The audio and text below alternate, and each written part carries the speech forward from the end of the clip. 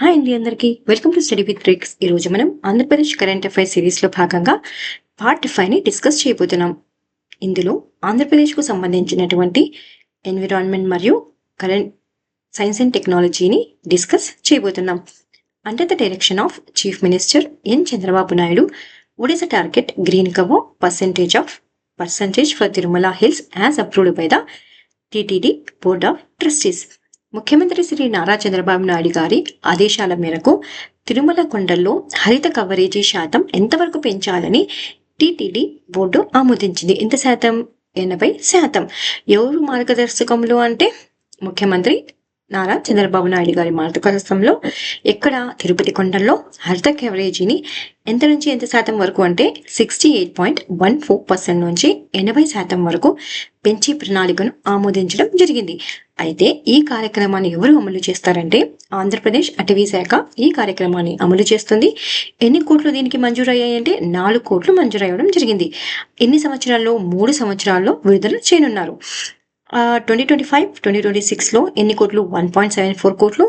2026-2027లో 1.13 కోట్లు. 2027-2028లో 1.13 కోట్లు. సో ఇక్కడ ముఖ్య పాయింట్ ఏంటి అంటే ఎంత కవరేజీని పెంచనున్నారు అంటే 68.14% నుండి 80% వరకు పెంచనున్నారు. ఏం పెంచనున్నారు? గ్రీన్ కవర్ అంటే చెట్లను నాటడం, అదేవిధంగా వాటిని పరిరక్షించడం. సో అవన్నీ చేస్తారనమాట ఈ గ్రీన్ కవర్ కింద. What is the primary goal of the measures implemented by TTD along the Alipiri footpath under the Manimal plan? ఈ ప్రణాళిక కింద, మానిమల్ ప్రణాళిక కింద అలిపిరి కాలిబాట వెంట టీటీడీ అమలు చేసిన చర్యల ప్రధాన లక్ష్యం ఏమిటి అంటే to declare the Alipiri footpath a no leopard zone. Alipiri కాలిబాటను పులుల రహిత ప్రాంతంగా ప్రకటించడం అన్నమాట. ఏ ప్లాన్ కింద? మానిమల్ ప్లాన్ కింద. ఎవరు? తిరుమల తిరుపతి దేవస్థాన అధికారులు.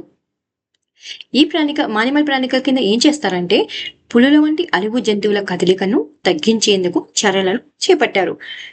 ఇందులో కెమెరా ట్రాప్స్, బయోఫెన్సులు, నెటిగన్స్ వంటి భద్రతా పరికరాలను ఉపయోగిస్తున్నారు. ప్రధాన లక్ష్యం ఏంటి అంటే అలిపిరి కాలిబాటన పులుల రహిత ప్రాంతంగా ప్రకటించడం మరియు యాత్రికుల భద్రతను నిర్ధారించడం.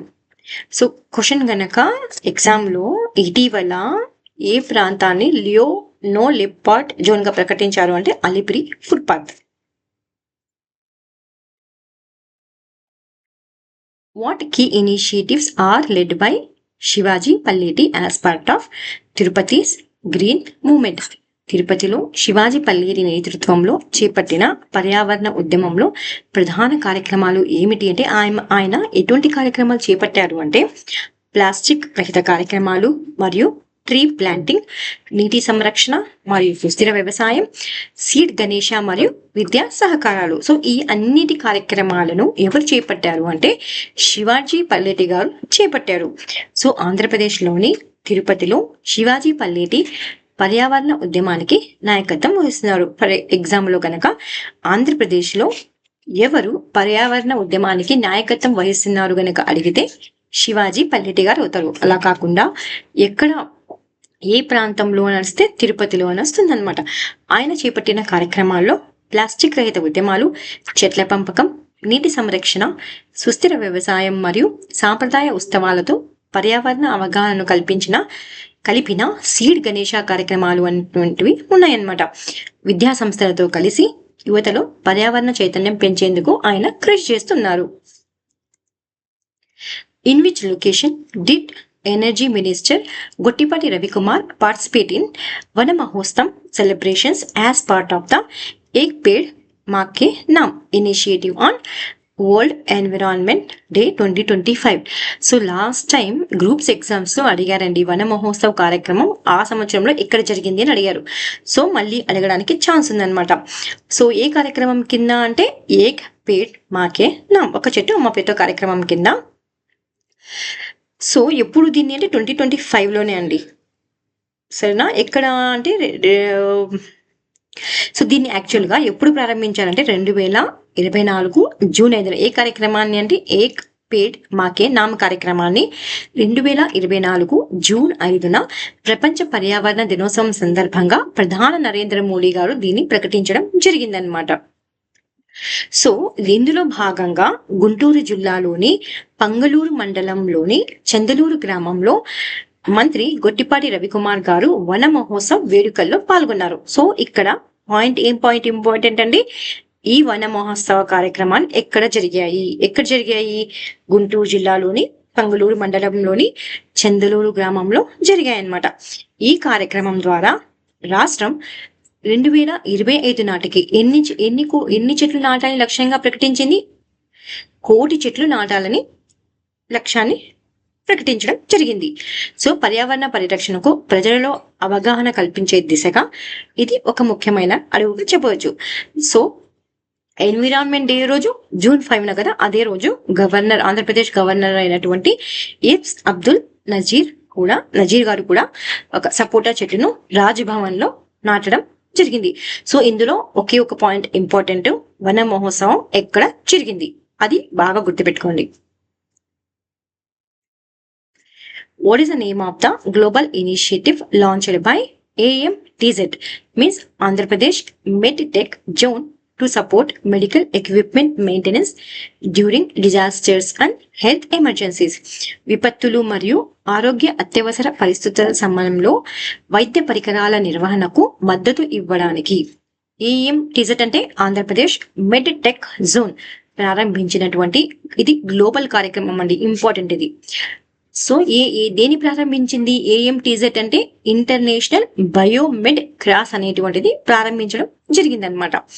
ఈ ఇంటర్నేషనల్ బయోమెడ్ క్రాస్ అనేటువంటిది ఆంధ్రప్రదేశ్ మెడిటెక్ జోన్ 2025 మే 23న ఎక్కడ జరిగింది?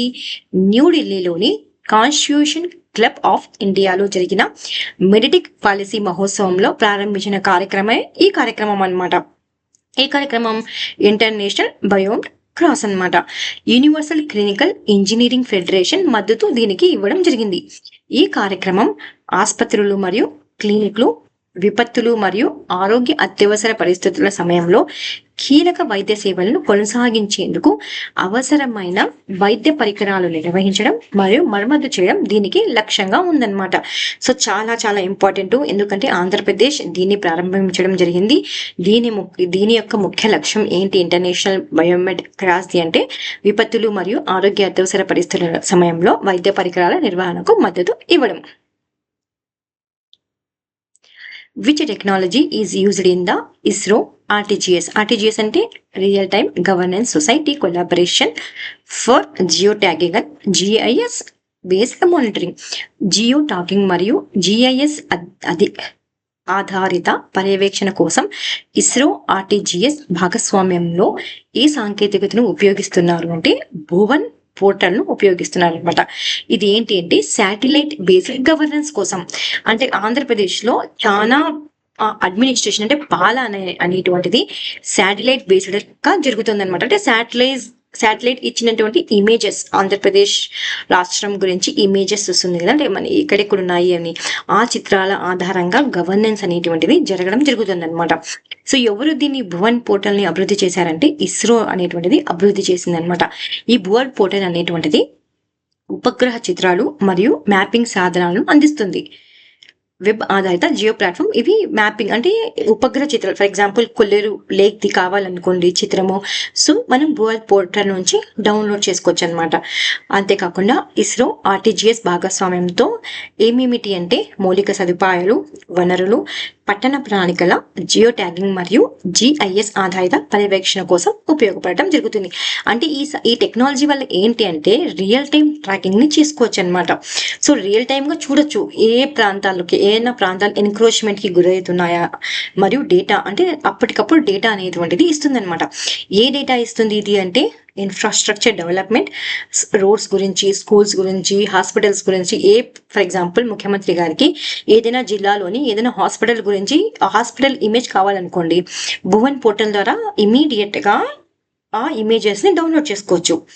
రోడ్స్ కావాలండి, ఒక విలేజ్ లో రోడ్ బాగాలేదు, సో ఆ రోడ్ సంబంధించినటువంటి ఇమేజెస్ ని భువన్ పోర్టల్ ద్వారా డౌన్లోడ్ చేసుకోవచ్చు అనమాట.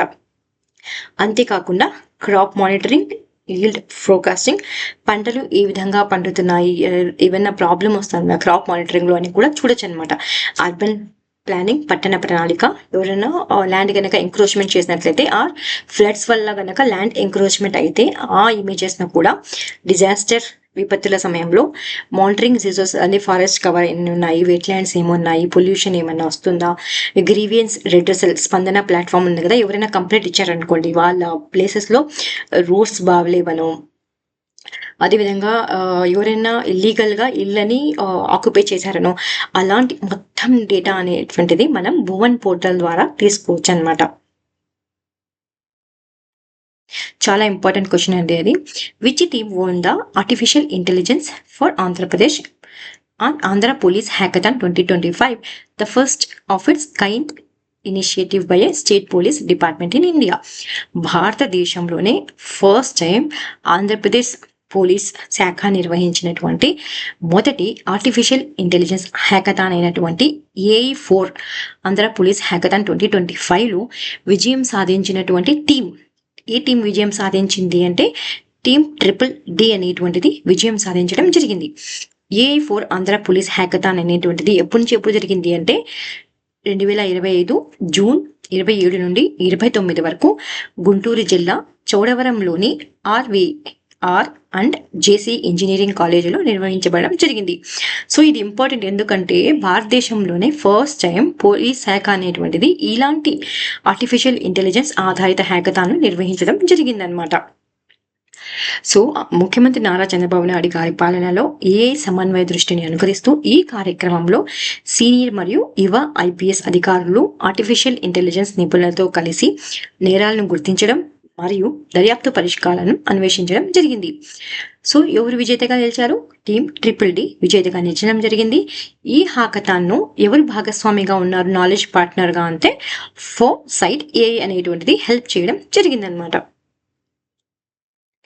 What is the name of the initiative launched through MOU, Memorandum of Agreement signed by Andhra Pradesh by Scient Foundation and AICTE అంటే All India Council for Technical Education to promote innovation and entrepreneurship in educational institutions. విద్యా సంస్థలలో ఆవిష్కరణ మరియు వ్యాపారశీలతను ప్రోత్సహించేందుకు ఆంధ్రప్రదేశ్ ప్రభుత్వం saint foundation మరియు AICTEతో ఒప్పందం కుదుర్చుకున్న కార్యక్రమం పేరు ఏమిటి అంటే ఐకేర్ మరియు ఐకెఫే సెంటర్స్. ఏంటిది అంతా అంటే ఆంధ్రప్రదేశ్లో ఆవిష్కరణను మరియు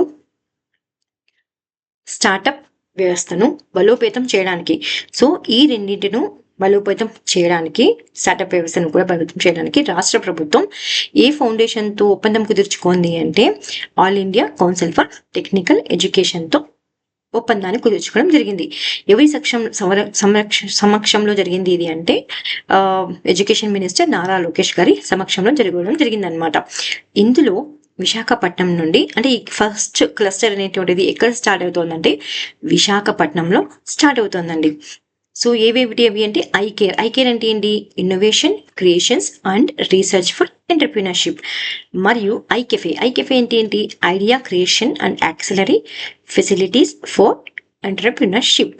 IPRTT అంటే intellectual property rights and technology transfer వంటి కేంద్రాలను విద్యా సంస్థల్లో ఏర్పాటు చేయనున్నారనమాట. వీటినన్నింటినీ ఎక్కడ ఏర్పాటు చేస్తున్నారు? యూనివర్సిటీస్ ఆర్ కాలేజెస్లో ఏర్పాటు చేయడం జరుగుతుంది. విద్యా సంస్థలు ఏర్పాటు చేస్తున్నారు.